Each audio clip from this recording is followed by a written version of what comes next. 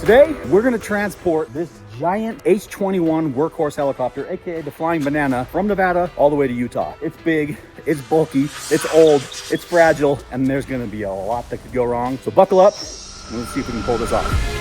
As you saw in the last video, we just picked up a couple of awesome pieces of military equipment, MK-48 Hemet wrecker, and a Mark IV bridge erection boat with some big old motors and jet pumps. Now we're back here in Rick's yard trying to figure out what the hell to do now, because it's still overwhelming. Nothing's changed there, but this is the harder part because we've got some serious options. This is the one we're gonna focus on right now because this is the biggest, most complete, coolest looking piece that has the most potential to become something. It's also the most difficult to transport. As you can see, it's big, it's bulky, it is odd shaped. Everything about this just screams, stop me and ask me a lot of questions, DOT, which please don't, DOT.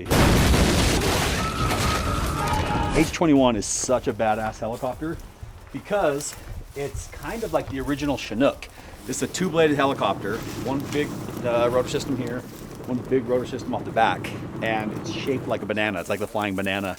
This one is fairly complete, and this would make such a cool something. Food truck, tiny home, whatever. This would probably be the biggest piece that we'll end up taking back with us, and it's a full-blown oversized load in pretty much every way you look at it. Pulling the gear off, setting it down, I think it works. There's a lot of room in this one for like activities and like living space and things like that. One thing I also want to mention, guys, is we're helping Rick liquidate and get rid of a bunch of this stuff because as he's getting older, he just doesn't have his need for it and he's not going to be able to use it all. So we're gonna have a contact form below. You can reach out to us. We're not going to have you guys directly reach out to Rick and bombard him because there's so many tire kickers out there, unfortunately. So we're gonna have kind of a system in place. You click the link below, it'll send you through to us. We'll kind of figure out what you're looking for, and then we'll put you in touch with Rick's people to be able to, you know, if you're a serious buyer and you want really anything you see in any of these videos, because there's a lot of great stuff out here, from Humvees to trucks to boats to these old aircraft, and not everything's available. Some of the stuff can't go yet, but most of it is. So now we just got to deal with the overwhelming task of where do we start. Hey guys, sit down. Sit. Sit down. Hey, sit down. Guys, I'd like you to meet my pup, Zion. Zion is a 5-year-old South African Borbal. The Borbal is part of the Mastiff family. They're big. Bruh. Hey. He's got a few favorite things. One of them, pepperonis. The other one, Sunday's dog food. But before I get into that, I want to tell you about this dog. These dogs are incredibly strong, powerful, protective. They're really good family dogs. They're not great with strangers because they're so protective. This dog they can weigh all the way up to, his dad weighed like almost 200 pounds. Zion ranges from about 150 to 170, depending on how chunky he is and how much we're feeding him. But some of the issues we've had with Zion have been with food. He has, surprisingly, a very sensitive stomach, and kibble just did not work for him. That was until we found the sponsor of today's video, Sunday's dog food. Watch this. He got drool all over me. This guy absolutely loves Sundays. And the best part is, it keeps him healthy. So here's the deal. Sundays is a company that was founded by an actual veterinarian. So it's made by people who understand animals and what they need. And they just got rid of all the junk that comes in today's dog foods and created this perfectly clean, awesome recipe that dogs and owners love. So guys, here's some fun facts about Sunday's dog food. It's all human grade ingredients. It's like 90% meat and then 10% superfoods, all like the vitamins and stuff that your dog needs. Boom, it's all right here, and it's easy. It's super easy. You literally go to their website, tell them about your dog, and they just ship you food every month. So you don't have to run down to the store. You don't have to worry about running out. That's what you gotta do. Click the link in my description below. Go to sundaysfordogs.com/HeavyDSparks. Use the promo code HeavyDSparks, and Sundays is gonna give you 50% off your first order. It's that easy. He loves it, we love it, and I think your pup's gonna love it too. So give him a shot, and thank you, Sundays, for sponsoring today's video. Hey, wanna go? Let's go, come on, hey. And we got our deck. We got the triple axle low boy, 10 foot wide. We got the tandem axle low boy. Red one's a little bit longer well. The black one's a little bit shorter, but it might be longer in the rear. So we're gonna go get some measurements of those. Come back here and try a little bit of texture.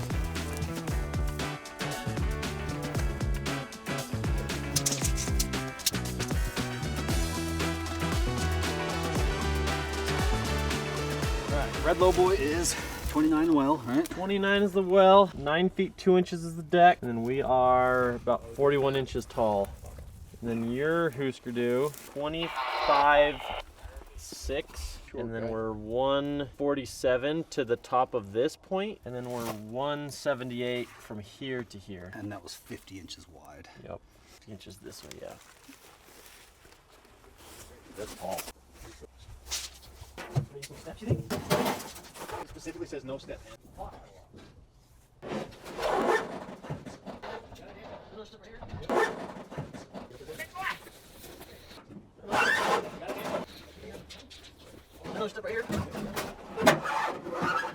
Can we just measure the length real quick? Because I think we're going to be way too long. It can hang off. Let's just figure it out as we How go. much, though, before we get thrown in prison? I mean, this can hang over the front of the trailer a ton. That can hang off the back. It's not going to be that much longer. It'll hang off probably 10 feet. 10 feet. You know what we need to do? Actually, let's start. You know, sometimes it's better to just kind of you calculate don't. as you No. go. Yep.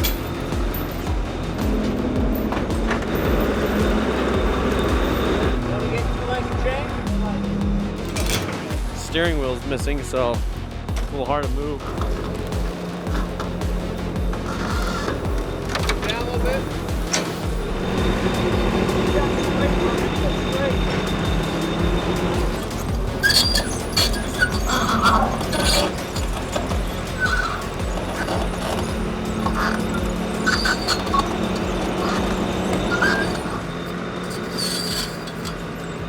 All right, this is the easiest way to figure this out, is getting it actually on the trailer, and then just kind of basically smashing it around until it gets on here. Granted, it's not like in pristine condition, so it's okay to like rough it up a little bit. I mean, we're gonna try to baby it, but I'm not worried about like a little dent or ding here and there.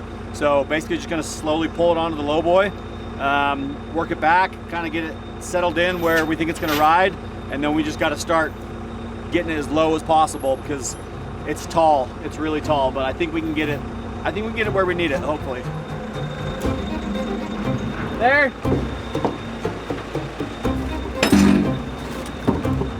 I guess once it gets off there, then it's fine to slide on here, right? About lost our Winnemucca here in the ditch.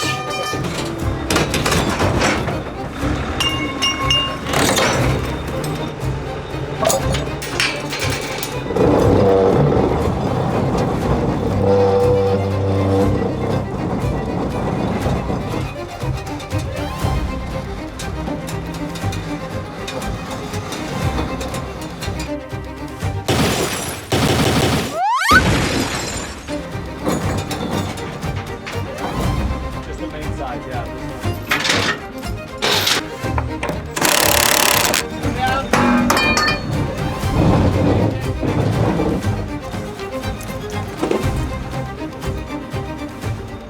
How are you? You guys did a good job. Have a little snack before you get the big stuff. Thank you. Oh my goodness! Delicious. Thank you very much. There's a lot of pizza over there, I just gotta guys. find this ranch really fast and just do You one can of have these it if you want. numbers. Take one. No, let's do one. Actually, Dave will want it. Ranch with me. You guys gotta have. Come on now. Most important part of the day right here. Breakfast was a little bit lackluster at the hotel this morning. And by lackluster, I mean they didn't have any, which is weird. It was a nice hotel. You'd think they'd have continental breakfast. So now we're gonna refuel, eat, get our heads right, and finish getting that thing loaded. It's actually going on better than I expected. I'll be honest, I thought it was gonna go pretty much just like this. I kind of overly optimistic though. It's going on better than Hans expected.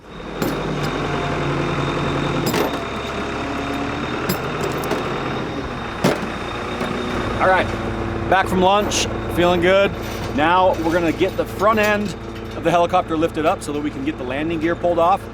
The plan is to completely pull off the front landing gear, let the helicopter rest on the rear landing gear, and then we're gonna rest the front of it on the actual gooseneck assembly of the lowboy. That way we can kind of adjust the height to where we need to. The problem with this shape of helicopter is when we go down in the front, the back goes up.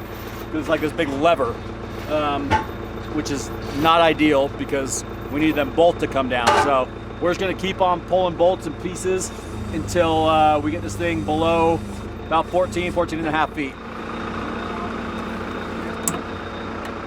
First!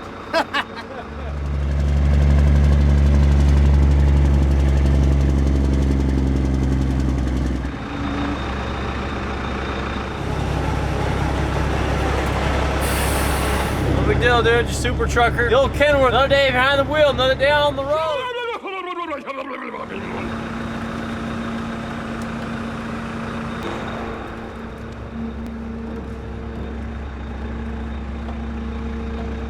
We're right there. I think we're gonna be able to get it. It's like down to the very inch.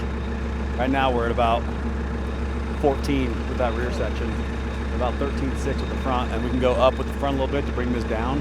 Get them both right around 13.6, would be golden.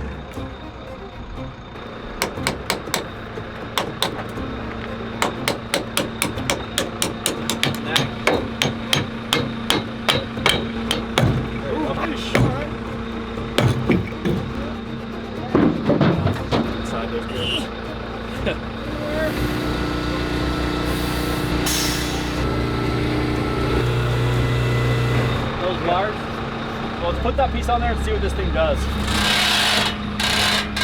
the weight's on that. We gotta go front of it hard. A different socket.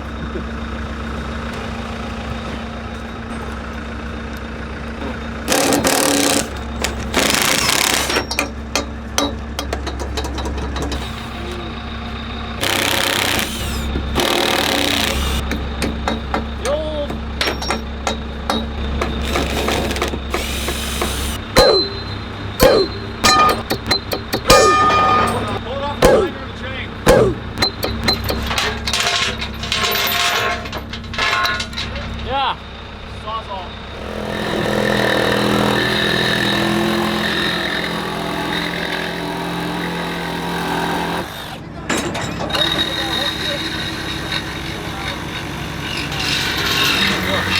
I know that was painful to watch, but this thing's never flying again, so we can weld that back up for display purposes. It'll be fine. Just not ideal to have to cut it, but we'll spend 4 hours sitting here trying to get this thing out. Or 30 seconds cutting it.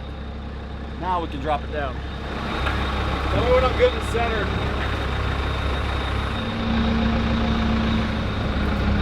Oh, that's pretty sturdy. Yeah. I'm good with that. Yeah, that's great. Hey, do we have any more shackles anywhere? Yeah, we're on. We're like within a couple of inches. Hate to cut any more of this thing, but again, never gonna fly again, so we got to trim that rear tail cone down a little bit. We're going to cut it as nice as we can so that we can put it back together for whatever purpose this thing ends up doing. But safer to do that than try to be too tall and transport it like 14.6. So if we get it to that right there, I think we're going to be right about like just shy of 14 feet, which is awesome. Way better than I thought we'd be. And it's on here pretty damn sturdy right now too. I feel pretty good about it. So now we're just going to start strapping it down and go figure out what else we're going to load up.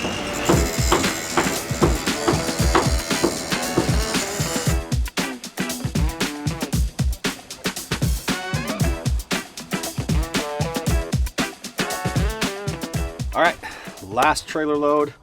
We're gonna grab the H34, I think they are, the Sikorsky. Put both those on Dave's trailer and load it up and call it good for the night and get ready to hit the road. But before we do that, we gotta head back over to Carson City because in our next video, I'm gonna show you guys what we decided to do with the Chinook and the Huey and the Cobra and the helicopters that he has. It's gonna be good stuff.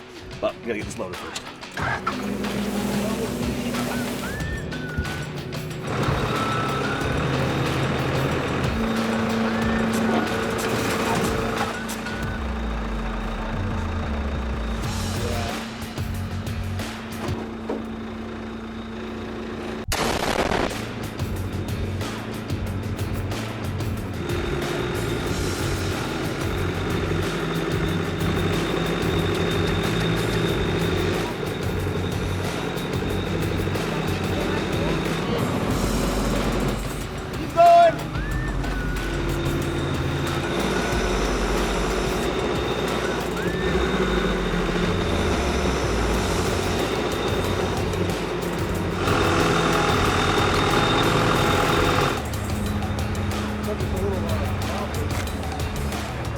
What did that show, Bug's Life? This helicopter was a bug. It would be the grasshoppers off of Bug's Life. Just like Yeah, you're right.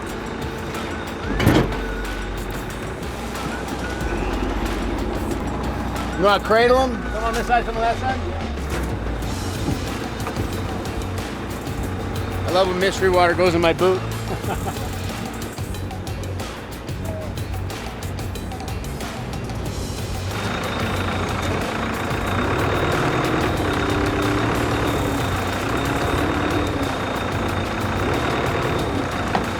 She looks fresh, you know, just ready for a little bit of new life breathed into her.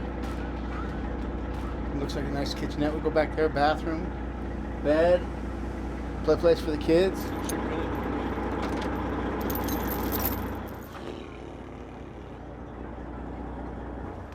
Oh yeah, I think it's gonna work. All right, my friends, we've got the H-34 helicopter and the H-21 helicopter airframes loaded, locked down, ready to go. We were gonna head home tonight, but we're gonna decide to stay one more day because we're gonna head over to Carson City tomorrow morning and check out more Rick's collection and show you guys. I mean, this is the gift that keeps on giving out here. Got our loads all strapped down, so buckle up because in the, well, let's save the outro. Do like a soft outro. So buckle up because it's, I'm over it.